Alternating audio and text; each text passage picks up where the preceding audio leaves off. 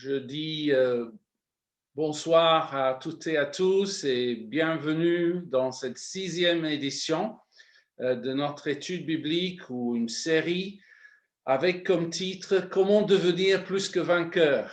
On le veut très pratique, on veut vous donner des outils et le but était d'aller de Romains chapitre 5 à 8. Et là, on arrive à la fin du Romains 7. Donc, on est plus qu'à mi-chemin, comme vous voyez. Mais pour commencer, je veux vraiment qu'on lise la parole de Dieu ensemble. C'est pour ça que je vous propose de trouver Romains 7 chez vous. Et puis, je vais le lire du verset 15, là où Steve nous a conduit la fois d'avant, et jusqu'à la fin du chapitre. Ça veut dire une dizaine de versets. Donc, alléluia, j'ai le privilège de lire avec vous la parole de Dieu, Romains 7, 15. Paul dit ceci, « Car je ne sais pas ce que je fais, je ne fais point ce que je veux et je fais ce que je haïs. Or, si je fais ce que je ne veux pas, je reconnais par là que la loi est bonne. Et maintenant, ce n'est plus moi qui le fais, mais c'est le péché qui habite en moi. Ce qui est bon, je le sais, n'habite pas en moi, c'est-à-dire dans ma chair. J'ai la volonté, mais non le pouvoir de faire le bien. Car je ne fais pas le bien que je veux, et je fais le mal que je ne veux pas. Et si je fais ce que je ne veux pas, ce n'est plus moi qui le fais, c'est le péché qui habite en moi. Je trouve donc en moi cette loi, quand je veux faire le bien, le mal est attaché à moi. Car je prends plaisir à la loi de Dieu selon l'homme intérieur, mais je vois dans mes membres une autre loi qui lutte contre la loi de mon entendement et qui me rend captif de la loi du péché qui est dans mes membres. Misérable que je suis, qui me délivrera du corps de cette mort? Grâce soit rendue à Dieu par Jésus-Christ notre Seigneur. Ainsi donc, moi-même, je suis par l'entendement esclave de la loi de Dieu et je suis par la chair esclave de la loi du péché. Je vous invite juste à quelques instants de prière. Seigneur, merci parce que ta parole est éternelle, elle est esprit et vie, elle est capable de pénétrer, dit la parole elle-même, jusqu'à diviser entre âme et esprit en nous, à nous éclairer, mais aussi à nous équiper pour cette vie victorieuse à laquelle tu nous as appelés. Je prie pour chacun parce qu'on veut tous entrer dans chaque victoire que tu as prévue pour nos vies. Amen. Je réfléchissais l'autre jour sur le fait que parfois les gens disent « Oh, il faut que les prédicateurs prêchent le péché et la repentance un peu plus. Il faut que les gens soient plus convaincus du péché. » Alors, j'ai réfléchi juste à un seul exemple pour répondre à cela parce que je ne sais pas si vous parlez beaucoup avec des non-chrétiens. Peut-être oui. Mais moi, j'ai trouvé que les non-chrétiens, ou du moins pas mal d'entre eux, s'ils sont honnêtes avec eux-mêmes, ils ont déjà la conviction du péché. Je m'appelle, j'étais avec l'évangéliste Steve McNamara et il voulait parler avec deux hommes qui étaient assis à un café ici à Montrouge où j'habite. Et il a une sorte de trame qui suit quand il évangélise. À un moment donné, il a dit à l'un d'eux, il avait quoi, la trentaine, imaginez que vous avez un sac sur le dos qui est rempli de vos péchés. Il a de quelle taille, ou il est de quelle taille ce sac? Et cet homme a regardé Scott et il a dit, bah, ça ressemble à la hotte du Père Noël. C'était ça sa réponse. Steve n'avait pas besoin de lui dire « Ah, tu es un pécheur !» C'était acquis. C'était clair. Ce dont il avait besoin, c'était une solution. Et c'est ça qui nous intéresse ce soir.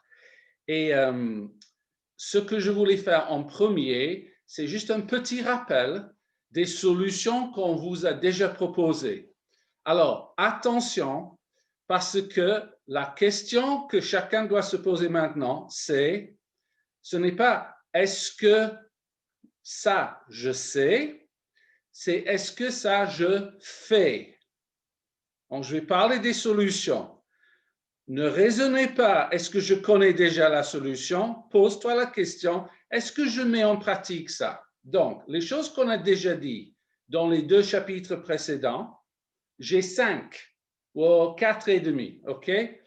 Alors, on a dit que Dieu a certainement pourvu à régler la question du péché dans nos vies en Jésus-Christ, ça ok, mais la Bible dit clairement, c'est quand nous exerçons notre foi. C'est-à-dire que tu n'as pas de victoire sans mettre en pratique ta foi. En 1 Jean, il écrit, voici la victoire qui triomphe du monde, notre foi. Et donc, quand tu es face à la tentation ou des épreuves, la première question, c'est est-ce que je vais exercer ma foi envers Dieu au milieu de l'épreuve? C'est absolument basique, mais essentiel. Deuxième chose, Paul nous dit en Romains, là je reviens en Romains, que par la foi, nous avons accès à la grâce de Dieu. Et cette grâce est absolument essentielle quand on est face à la tentation. Parce que la grâce est beaucoup plus qu'un moyen de te pardonner. En fait, c'est la force de Dieu pour te donner accès à son pouvoir au moment de la tentation. Donc, la grâce est un outil qui est disponible. Et pour concrétiser, tu dis dans la prière, Seigneur, j'ai besoin de ta grâce là, maintenant, au secours. Voilà. Troisièmement, Dieu nous a dit cette phrase il y a 15 jours, je t'aimais quand tu étais mon ennemi, imagine combien je t'aime aujourd'hui. Ça, c'est une phrase qui mérite d'être retenue parce que c'est tellement important pour nous dans l'épreuve de rester convaincus que nous sommes aimés à l'infini. Le plus souvent, si on sombre dans un péché quelconque, c'est la culpabilité, les accusations, la condamnation, et on a une tentation de s'éloigner de Dieu. Mais Dieu dit, non, la solution, c'est le contraire. Ne t'éloigne pas de moi, viens me voir, ne te cache pas de moi. Vous vous souvenez d'Adam et Ève? Qu'est-ce qu'ils ont fait avec leur péché? Ils ont essayé de cacher derrière les feuilles de figuier. Entre parenthèses, ce n'est pas le sujet principal. Quelle était la seule chose que Jésus a maudit quand il était sur terre? Le figuier. Pourquoi? Parce qu'il ne voulait pas que les hommes se cachent de Dieu. Il voulait que les hommes s'approchent de Dieu. Et ça, c'est nous. Et ça peut paraître bizarre de dire, si tu viens de pécher, la chose à faire, c'est de t'approcher de Dieu. Mais ça, c'est le royaume, parce que tu as un Dieu qui t'aime à l'infini et son amour ne changera jamais pour toi. Voilà, alléluia. Quatrième, pour moi, c'est peut-être le plus important. En Romains 6, Paul dit très clairement que le regard que tu portes sur toi-même, comment tu te vois, c'est absolument essentiel pour aller vers la victoire. Parce que la Bible dit, et je cite, je crois le verset 13, mais on l'a déjà vu, que nous devons nous considérer ou nous voir comme ceux qui sont morts au péché et vivants pour Dieu. C'est notre façon de voir. Si tu es convaincu que c'est vrai, ça te donne une grande puissance. Je veux dire concrètement, le chrétien qui sait qu'il est mort au péché, quand il est tenté, il est capable de dire à haute voix, oui, je vois la tentation, mais ça ne peut pas m'atteindre parce que je suis mort et je suis vivant pour Dieu. Si cela est ancré en toi, ça sort au moment de la tentation.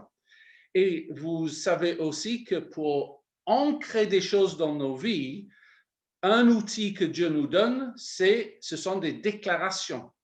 C'est pour ça qu'on a fait un exercice d'écrire des déclarations basées sur Romains 6 en particulier.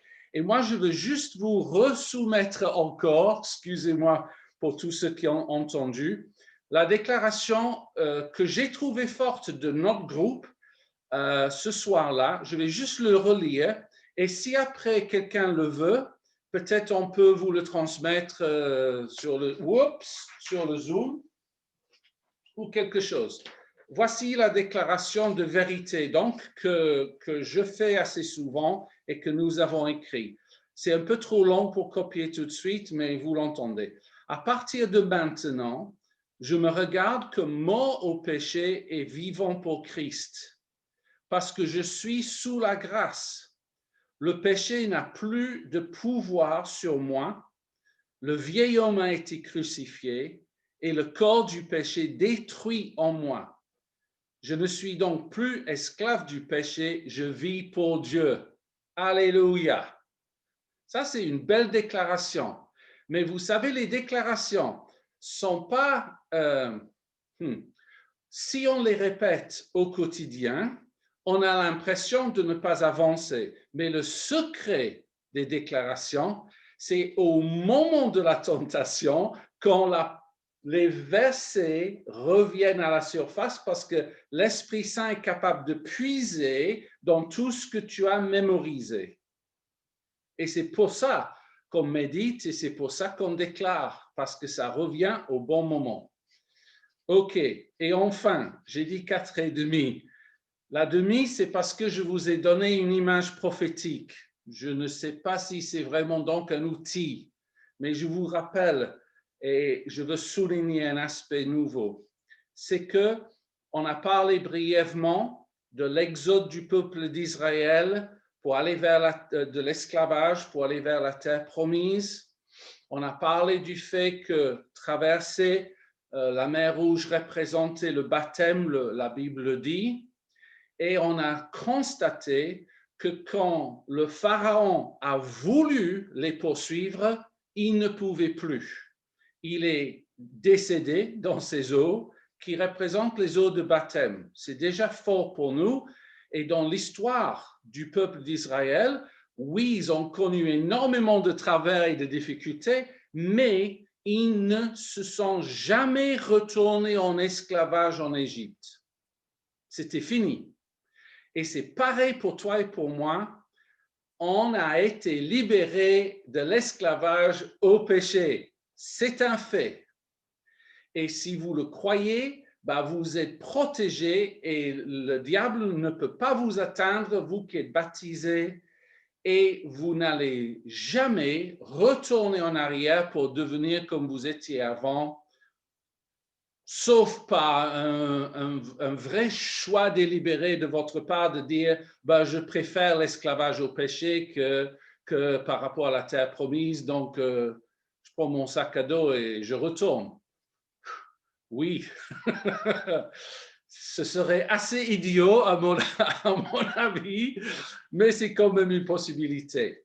Mais donc de là, je veux faire une nouvelle déclaration ce soir. Et je vous invite à méditer cette réalité. Je veux vous dire ceci. Pour moi, la plus grande exode de tous les temps, de toute l'histoire de l'humanité, de tout le récit biblique, c'est notre départ du péché vers la terre promise de la sainteté. Ça, c'est un exode. Ça, c'est des millions de chrétiens qui ont quitté l'esclavage au péché pour aller vers la terre promise de la sainteté. Et ça, c'est magnifique.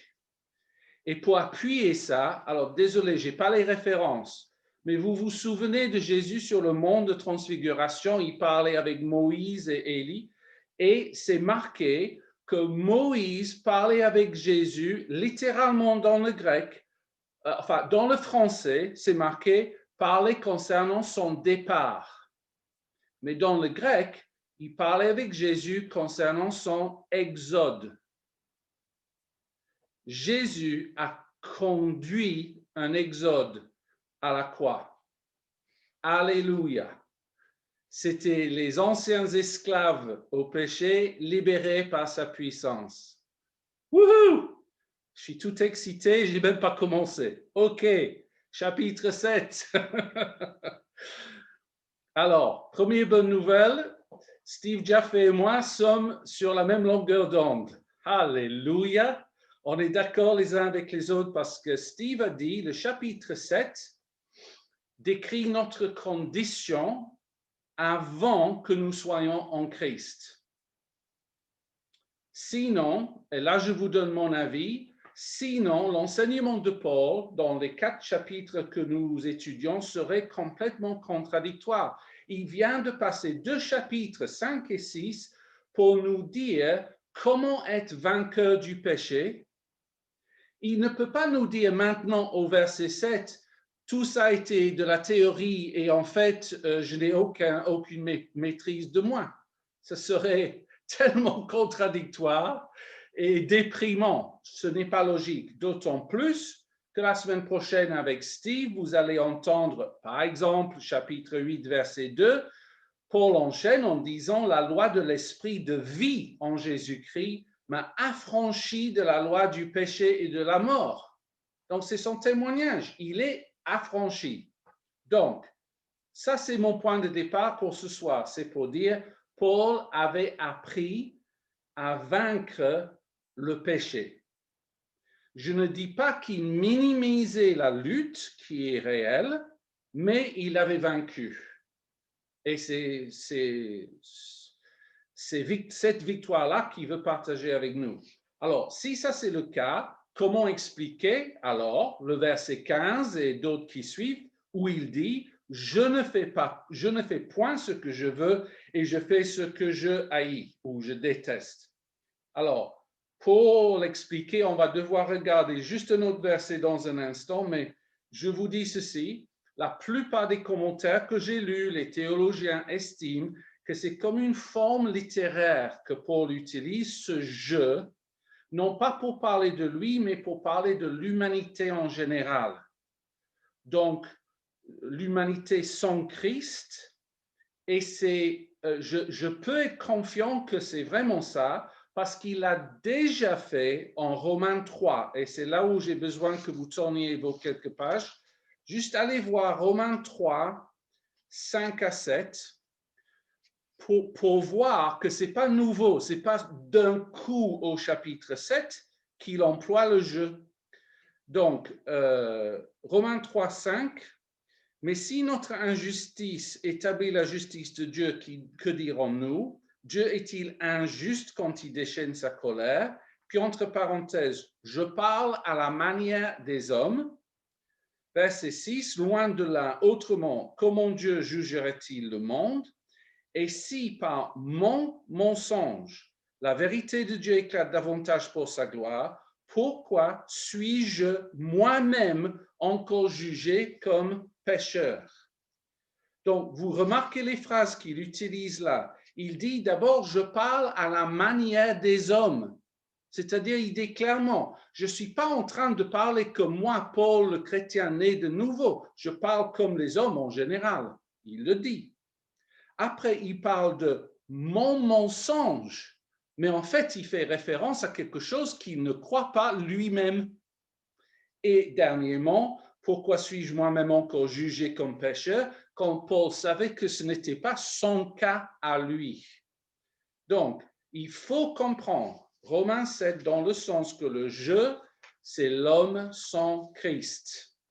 Et je ne suis pas le seul à penser ça, hein, je vous rassure. Mais la question se pose, si c'est le cas, pourquoi est-ce que Paul prend 11 versets, du verset 14 en fait au 24, pour parler comme un non-chrétien? Pourquoi il le fait? Et moi, je veux vous soumettre ce soir 3 raisons. Première raison, et je vais expliquer les 3. Hein? Il veut nous montrer que sans Christ, nous sommes sans espoir. Il veut être clair par rapport à ça. Deuxièmement, pour moi, il veut que les chrétiens refusent de voir l'Ancien Testament comme cadre pour leur vie et surtout pas comme source de salut. C'était le cas des pharisiens à l'époque. On en parlera. Et troisièmement, je pense qu'il veut aussi communiquer que notre lutte contre le péché est une vraie lutte, un vrai combat, mais que Dieu nous a donné une solution puissante en Jésus-Christ qui est à la hauteur du combat et que c'est une solution qu'il faut saisir. Donc, je veux maintenant développer ces 3 points et après, j'aurai fini. Donc, point numéro 1, il veut nous montrer que sans Christ, nous sommes sans espoir. Je pense que c'est assez simple, j'espère, de suivre la logique de Paul. Il dit ceci en résumé, si nous faisons ce qui est mauvais à nos propres yeux, c'est qu'il y a une autre force qui nous habite, ce qui nous pousse vers le mal. Et il sort des phrases comme dans ma première lecture du genre, le non-chrétien n'a pas le pouvoir de faire le bien. Du moins, il peut faire le bien ponctuellement, mais pas tout le temps. Il dit le mal est attaché au non-chrétien. Il dit le non-chrétien voit dans ses membres une autre loi qui s'oppose à sa propre conscience. Donc, Steve nous a dit la semaine dernière, la loi de Dieu nous révèle ce qui est bon, mais la loi du péché nous pousse vers ce qui est mal. Autrement dit, la loi n'est pas la solution. OK? Deuxième point, il voulait que les chrétiens refusent de voir cette loi comme un cadre pour leur vie. Alors, je vous rappelle le contexte. Ça fait depuis presque 2000 ans que les hommes qui cherchaient sincèrement Dieu estimaient que la seule façon de plaire à Dieu était d'obéir au commandement de Dieu. Dès que la loi de Moïse avait été établie, pendant bien plus que 1000 ans, on estimait que c'était la seule solution donnée aux hommes pour chercher à plaire à Dieu. Je dois être dans une obéissance parfaite. Donc, il faut comprendre jusqu'à quel point cette mentalité était ancrée dans le peuple d'Israël et c'est pas surprenant donc que pour la première Église, c'était un vrai combat théologique. C'est-à-dire, dès que tu disais, en fait, le salut de Dieu vient par la foi et la grâce, la question se pose immédiatement, quelle est la place de la loi? Est-ce qu'on balaye totalement tout ce que Moïse a dit? Et comment on gère ça? Et vous savez qu'ils ont dû convoquer des réunions importantes pour aborder la question. Qu'est-ce qu'on retient? Qu'est-ce qu'on ne retient pas? Qu'est-ce qui contribue au salut ou pas? Alors, ce que j'ai voulu faire pour donner mon élément de réponse à ça, je ne dis pas que je réponds à tout parce que la question est très grande. Et si vous voulez voir le débat de la première Église, allez dans les chapitres 13 à 15 et vous allez voir le débat, vous pouvez lire. Mais moi, en fait, je veux retourner vers le début parce que Dieu m'a parlé cette semaine. Et je veux vous parler de ce principe dans le Jardin d'Éden pour expliquer la différence et aller à l'essentiel à mes yeux. Alors, vous savez tous que dans le Jardin d'Éden, il y a seulement 2 arbres qui ont été nommés. L'arbre de la connaissance du bien et du mal, l'arbre de la vie. Il y avait d'autres arbres, oui, mais ces 2-là avaient un nom. Ça, je ne vous apprends rien. Mais ce que je veux vous proposer, je vous demande à réfléchir à ce que je dis, je vous propose que l'arbre de la connaissance du bien et du mal, en fait, représente la loi. Pourquoi? Parce que la loi, quand tu lis les commandements, ça te donne la connaissance de ce qui est bien à faire et ce qui n'est pas bien, ce qui est mal. Donc, la loi te donne cette connaissance.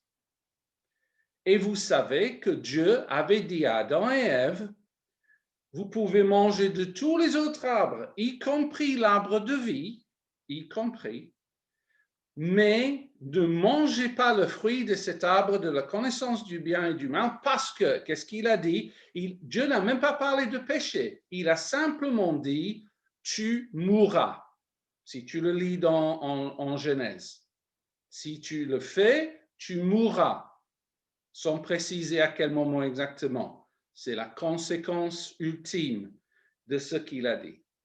Alors, la question se pose alors, quel est le fruit de la loi? Je sais que je suis en train de parler en images, mais j'utilise le langage biblique. Alors, vous êtes en Romains 7. Donc, juste regardez le verset 5 de nouveau. Steve l'a déjà lu, je sais très bien, mais parce que ça soulève un point qui est vraiment important. 7, 5. Car lorsque nous étions dans la chair, les passions des péchés provoquées par la loi agissaient dans nos membres de sorte que nous portions des fruits pour la mort. Donc, je ne sais pas si vous captez, mais je dois souligner parce que c'est tellement important. Paul va jusqu'à dire, la loi provoque les passions des péchés.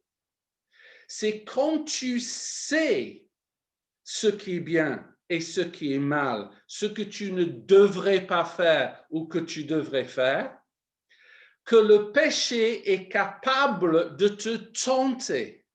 Le péché apparaît quand tu as cette connaissance.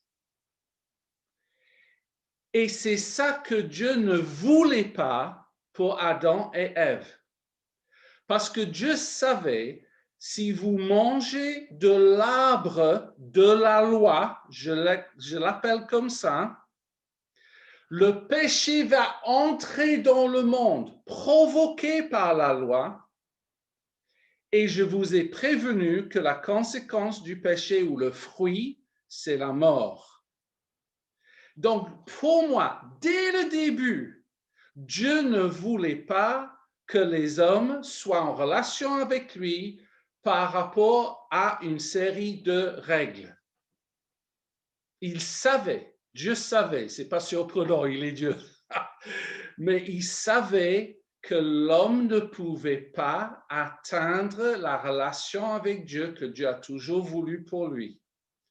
Et quand l'homme a fait ce choix, pour moi, le choix revient à ceci. C'est qu'ils ont préféré les règles de Dieu plutôt qu'une relation avec Dieu. Et c'était ça leur choix. Donc, la loi provoque des passions, des péchés. Dieu avait dit, tu vas mourir.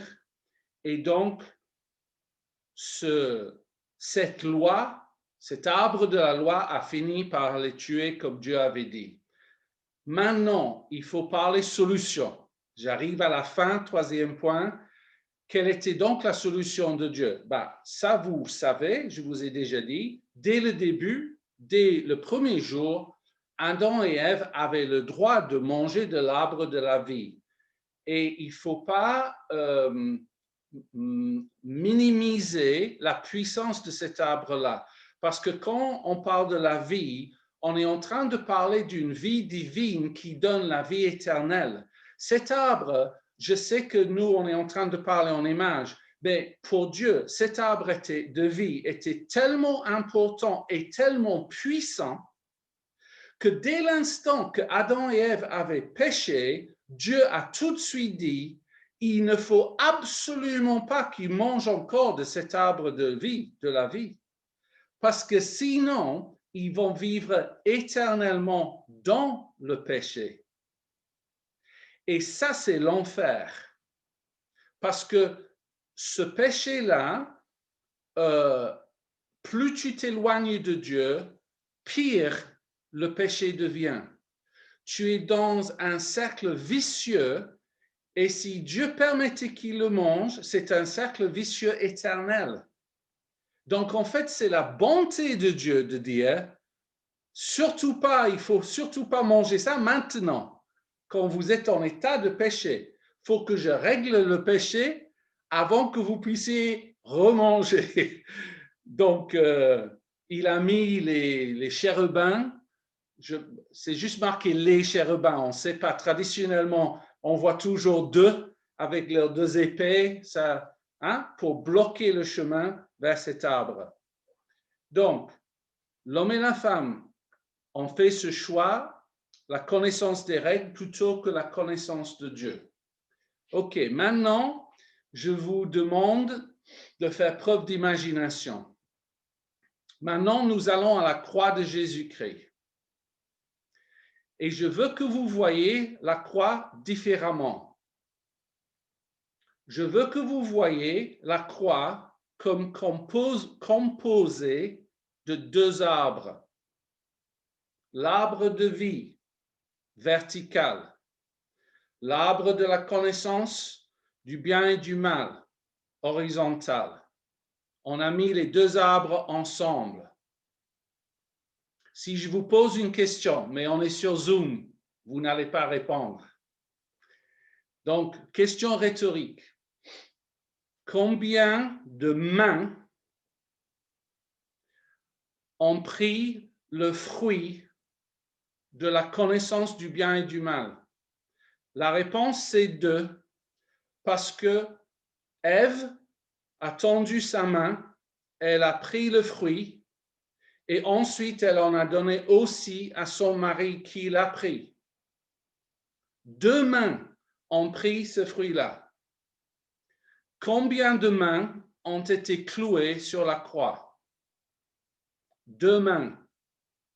Et ces 2 mains qui étaient clouées comme ça étaient pour payer le prix de ce premier péché. C'était la façon de Jésus de dire, ne poursuivez pas la loi, ne poursuivez pas la connaissance du bien et du mal, il faut poursuivre l'arbre de vie, il faut poursuivre ma vie. C'est ça que je veux. Et qu'est-ce qui s'est passé quand Jésus est littéralement mort? Son corps a été enlevé, c'est-à-dire la mort a été enlevée de la croix. Quel est le sens pour nous? C'est que la croix, maintenant que le prix a été payé, devient de nouveau l'arbre de vie accessible. Pourquoi? Parce que c'est recouvert d'un sang divin et le prix a été payé en entier.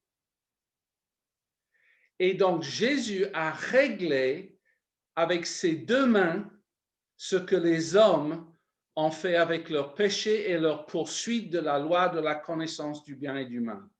Et Jésus a libéré le potentiel pour toi et de moi de nouveau de goûter à l'arbre de vie.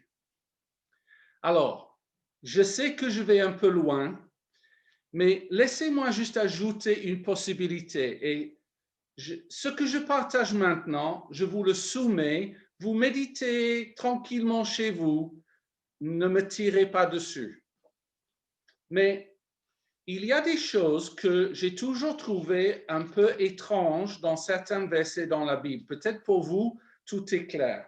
Mais je vais vous donner un exemple d'un verset que je ne comprends pas. Juste écoutez, je vais aller plus vite. En Luc 22, vous pouvez noter la référence 36. Luc 22, 36. Jésus dit ceci à ses disciples dans le jardin de Gethsémane. Il dit,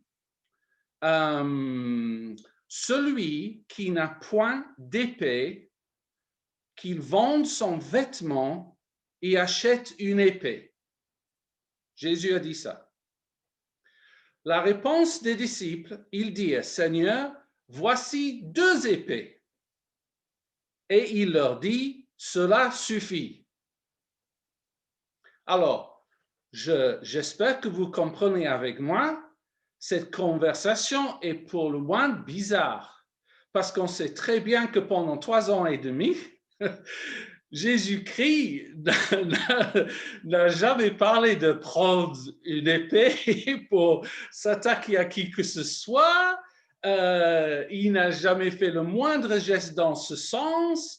Ça paraît comme une contradiction à tout son enseignement. Et d'autant plus que, et là je vais vous lire Jean 18, verset 11,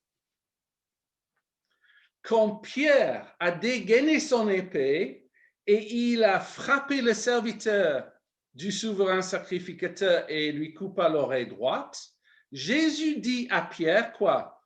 Remets ton épée dans le fourreau. Ne boirai-je pas la coupe que le Père m'a donnée à boire? Ouh! Vous n'êtes pas d'accord que c'est un peu étrange tout ça? Il faut prendre deux épées, ça suffit, il dit, et après il dit, non, non, non, surtout pas, remettez l'épée. Alors, je vous donne une possibilité, et c'est à vous de méditer. Dans le jardin de Gethsémane, Jésus voulait tout restaurer. Surtout, il voulait restaurer l'accès pour toi et moi à l'arbre de vie. Ça, il voulait que tu puisses prendre un fruit. Je sais, c'est une image, mais la réalité derrière l'image, c'est il voulait que tu aies la vie éternelle, que la question du péché soit réglée. Mais quel était le problème en Genèse? Il y avait 2 chérubins avec 2 épées qui bloquaient le chemin à l'arbre de vie. Donc, qu'est-ce que Jésus a fait? Il a fait venir 2 épées dans le jardin de Gethsémane pour dire et déclarer, à partir de maintenant, vous les remettez dans le fourreau, c'est fini. Les épées dans le jardin, c'est fini. Il n'y a plus de blocage, il n'y a plus cette violence, il n'y a plus cet obstacle. Je mets fin à cela parce que je vais boire la coupe que mon Père m'a donnée à boire. Et quand je le boirai, il n'y aura plus ces 2 épées. Alléluia pour ça. Et donc, toi et moi, quand on est face au péché ou tout autre défi, Dieu est en train de te dire, voici la solution. Tu vas vers la relation avec moi et tu manges la vie. Je te donne une vie éternelle puissante. Je te donne une vie éternelle qui inclut que mon esprit viendra en toi et je te donnerai même une puissance divine pour vaincre. N'essaie pas d'obéir à la loi, tu n'arriveras pas. Ça va juste susciter le péché. C'est pas le chemin. Le vrai chemin pour le chrétien, c'est ta relation avec Dieu et la puissance divine qu'il a déposée en toi. Donc, je sais que vous voulez tous savoir comment est-ce que je peux accéder de plus en plus à cette puissance divine alors? Heureusement qu'on a Steve Jaffa avec nous parce que c'est le chapitre 8 qui parle de tout ça. Tout le chapitre 8 nous parle de la victoire absolue par l'Esprit Saint. Il devient la clé que tu cherches pour ta vie. Et tu peux découvrir comment être dans une telle intimité avec lui que c'est absolument fabuleux de vivre et tu as une victoire divine qui grandit chaque jour en toi. Alléluia. Alors, mon but ce soir était de vous encourager. Voilà, j'ai essayé. Maintenant, c'est à votre tour d'encourager les uns les autres. Et vous allez devoir juste noter l'exercice que je vous demande à faire. Parce que le but des 25 minutes qu'on va passer dans les groupes, c'est de s'encourager. C'est le but. Donc, je vais lire ce que j'ai écrit sur ma feuille et après je peux commenter. J'ai écrit ceci. Dans les groupes, demandez au Saint-Esprit une parole d'encouragement pour chaque personne dans ton groupe. Ça peut être une vision, une prophétie, un verset qui te vient à l'esprit ou simplement une prière d'encouragement. Si tu ne reçois autre chose, si tu ne reçois pas autre chose, ne vous bloquez pas en disant « moi j'entends rien », juste bénissez les uns les autres avec des prières. Seigneur, je bénis mon frère, je déclare que tu le fortifies, je déclare ceci, cela, parce que ceux qui avancent avec l'encouragement du Saint-Esprit ou dans les dons de l'Esprit sont ceux qui veulent encourager les autres. C'est le point de départ. Tu as à cœur d'encourager. Donc, je vous donne 25 minutes dans les groupes, ça veut dire jusqu'à 21h15. C'est noté, Laurent? 21h15. Yes. Et là, tu coupes l'enregistrement aussi. Merci à ceux